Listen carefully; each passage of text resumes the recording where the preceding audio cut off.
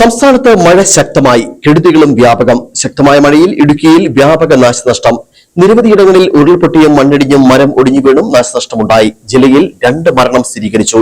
തൊടുപുഴ കുടയത്തൂരിൽ ഉരുൾപൊട്ടി വീട്ടമ്മ മരിച്ചു. വാഗമൺ കോലാഹലമേട്ടിൽ വീടിന് മുകളിലേക്ക് മണ്ണിടിഞ്ഞ് ഒരു വയോധികന്റെ ജീവനും പൊലിഞ്ഞു. മണ്ണിടിച്ചിൽ, ഉരുൾപൊട്ടൽ സാധ്യതാ മേഖലകളിൽ നിന്ന് അധികൃതരുടെ നിർദ്ദേശാനുസരണം ആളുകൾ മാറി താമസിക്കണമെന്നാണ് ജില്ലാ ഭരണകൂടം നൽകുന്ന നിർദ്ദേശം.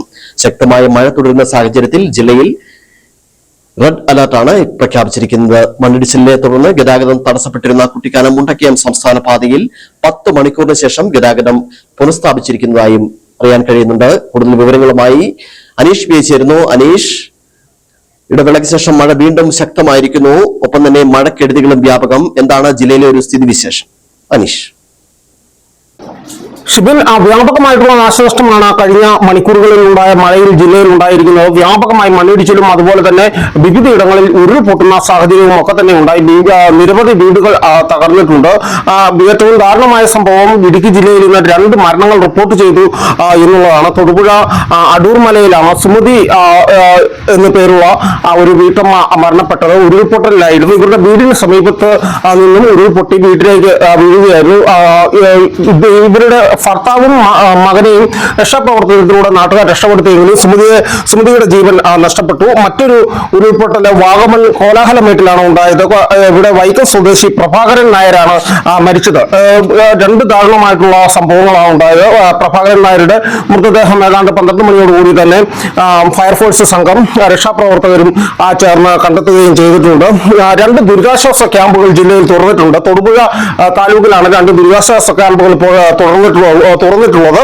തൊടുപുഴ മുട്ടം പഞ്ചായത്ത് കമ്മ്യൂണിറ്റി ഹാളിൽ 2 കുടുംബങ്ങളിലെ 6 പേരെ മാറ്റി പാർപ്പിച്ചിട്ടുണ്ട്.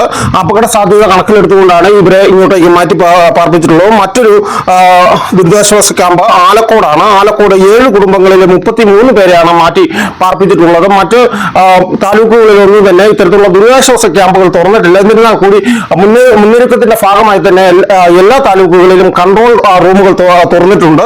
5 താലൂക്കുകളിലും കൺട്രോൾ റൂമുകൾ തുറന്നിട്ടുണ്ട്. ഇവിടെ പ്രവർത്തനങ്ങൾ റവന്യൂ അധികൃതരുടെ നേതൃത്വത്തിലും അതുപോലെ തന്നെ ത്രിതല പഞ്ചായത്ത് സംവിധാനങ്ങളുടെ നേതൃത്വത്തിലും ഒക്കെ തന്നെ ഏകോപിപ്പിച്ചുകൊണ്ടിരിക്കുകയാണ്. മണ്ണിടിച്ചിൽ, ഉരുൾപൊട്ടൽ സാധ്യതാ മേഖലയിൽ നിന്ന് ആളുകൾ അധികൃതരുടെ നിർദ്ദേശാനുസരണം മാറി താമസിക്കണമെന്ന് ജില്ലാ ഭരണകൂടവും ജില്ലാ ദുരന്ത നിവാരണ അതോറിറ്റിയും അറിയിച്ചിട്ടുണ്ട്. മഴ ഇപ്പോഴും ശക്തമായി തന്നെ തുടരുകയാണ്. ഇന്നലെ വൈകുന്നേരം ഏതാണ്ട് 7 മണിയോടുകൂടി ആരംഭിച്ച മഴ അതിശക്തമായി തന്നെ ജില്ലയിൽ പെയ്യുകയായിരുന്നു. ലോ റേഞ്ച് ഹൈ റേഞ്ച് വ്യത്യാസമില്ലാതെ വ്യാപകമായിട്ടുള്ള മഴയാണ് പെയ്തത്. ഇതോടുകൂടി തന്നെ ചെറു ഡാമുകളൊക്കെ തന്നെ ഇടുക്കിയുടെ ഡൈവേർഷൻ ഡാമുകളായിട്ടുള്ള ചെറു ഡാമുകളൊക്കെ തന്നെ ഇപ്പോൾ നിറഞ്ഞിട്ടുണ്ട്. ഇവയൊക്കെ വരും മണിക്കൂറുകളിൽ പരമാവധി ശേഷിയിൽ എത്തിക്കഴിഞ്ഞാൽ തുറന്നു വിടുവാനുള്ള സാധ്യതയും ഉണ്ട്. KSEB അധികൃതരും ജില്ലാ ഭരണകൂടവും ഇതിനാവശ്യമായിട്ടുള്ള നടപടിക്രമങ്ങളൊക്കെ തന്നെ മുൻകരുതലുകളൊക്കെ തന്നെ സ്വീകരിച്ചിട്ടുണ്ടെന്നാണ് ഇപ്പോൾ അറിയിച്ചിട്ടുള്ളത്. മഴ ഇപ്പോഴും ശക്തമായി തുടരുകയാണ്. ഇന്നലെ വൈകുന്നേരം ഞാൻ ആദ്യം പറഞ്ഞതുപോലെ ഏതാണ്ട് 6 മണിയോടുകൂടി തുടങ്ങിയ മഴ ഇന്ന് പുലർച്ചെ ഏതാണ്ട് 5 മണിയോടുകൂടി അല്പം ശമനമുണ്ടായിരുന്നു. എന്നാൽ ഇപ്പോൾ വീണ്ടും ഉച്ചയോട് കൂടിയിട്ട് മഴ വീണ്ടും ശക്തമായിരിക്കുകയാണ്. പുഴകളിലും അതുപോലെ തന്നെ മറ്റ് ജലാശയങ്ങളിലും ഒക്കെ തന്നെ വ്യാപകമായ വെള്ളപ്പാച്ചിലാണ് ഉണ്ടായിട്ടുള്ളത്. വിവിധയിടങ്ങളിൽ പുഴകൾ കരകവിയുന്ന ഒരു സാഹചര്യം ഒക്കെ തന്നെ ഉണ്ടായി. ജില്ലയിലെ പ്രധാന പാതകളിലെല്ലാം തന്നെ മണ്ണിടിഞ്ഞു വീണും അതുപോലെ തന്നെ മരം ഒടിഞ്ഞു വീണും ഒക്കെ തന്നെ ഗതാഗതം തടസ്സപ്പെട്ടിരുന്നു. ഇവയെല്ലാം ഇപ്പോൾ ക്ലിയർ ചെയ്തിട്ടുണ്ട്. പ്രധാന പാതയായിട്ടുള്ള KK റോഡിലെ അതായത് മുണ്ടക്കയത്ത് നിന്നും കുട്ടിക്കാനത്തേക്ക് എത്തുന്ന പാതയിൽ 10 മണിക്കൂറോളമാണ് ഇത്തരത്തിലുള്ള ഉരുൾപൊട്ടൽ ഉണ്ടായതിനു ശേഷം ഗതാഗത തടസ്സമുണ്ടായത്. അല്പം മുമ്പാണ് ഇവിടെ ഈ പാത ഇപ്പോൾ തുറന്നിട്ടുള്ളത്. അതുവഴി വാഹനങ്ങളൊക്കെ തന്നെ കടത്തിവിടുന്നുണ്ട്.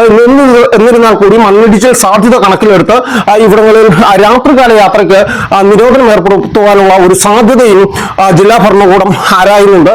എന്താണെങ്കിലും മറ്റു പാതകളിലെ എല്ലാം തന്നെ ഗതാഗത തടസ്സങ്ങൾ ഇപ്പോൾ നീക്കിയിട്ടുണ്ട്. മഴ ഇപ്പോഴും ശക്തമായി തുടരുകയാണ്. ചെറു ഡാമുകളിൽ ഉൾപ്പെടെ ജലനിരപ്പ് ഉയർന്നതിനാൽ ജനങ്ങൾ ജാഗ്രത പാലിക്കണമെന്നുള്ള മുന്നറിയിപ്പുണ്ട്. അതുപോലെ തന്നെ ജലാശയങ്ങളിലൊക്കെ തന്നെ ഇറങ്ങുവാൻ വേണ്ടി പാടില്ല. മീൻ പിടിക്കുവാനോ അല്ലെങ്കിൽ കുളിക്കുവാനോ നീന്തുവാനോ ഒന്നും ജലാശയങ്ങളിൽ ഇറങ്ങുവാൻ പാടില്ല. മണ്ണിടിച്ചിൽ അതുപോലെ തന്നെ ഉരുൾപൊട്ടൽ സാധ്യത മേഖലകളിലുള്ളവർ അതീവ ജാഗ്രത പാലിക്കണമെന്നും ജില്ലാ ഭരണകൂടം അറിയിച്ചിട്ടുണ്ട്. ഇന്ന് സ്കൂളുകൾക്കൊക്കെ തന്നെ അവധിയാണ്. ഇതിനാൽ തന്നെ വരും ദിവസങ്ങളിലും ഇതേ രീതിയിലുള്ള മഴ തുടരുകയാണെങ്കിൽ ആവശ്യമായിട്ടുള്ള ക്രമീകരണങ്ങൾ ജില്ലാ ഭരണകൂടം സ്വീകരിക്കുമെന്നാണ് അറിയിച്ചിട്ടുള്ളത്. ഷിബിൻ. മഴയുമായി ബന്ധപ്പെട്ട ജില്ലയിലെ പൊതുവിവരം നൽകുകയായിരുന്നു അനീഷ് പി.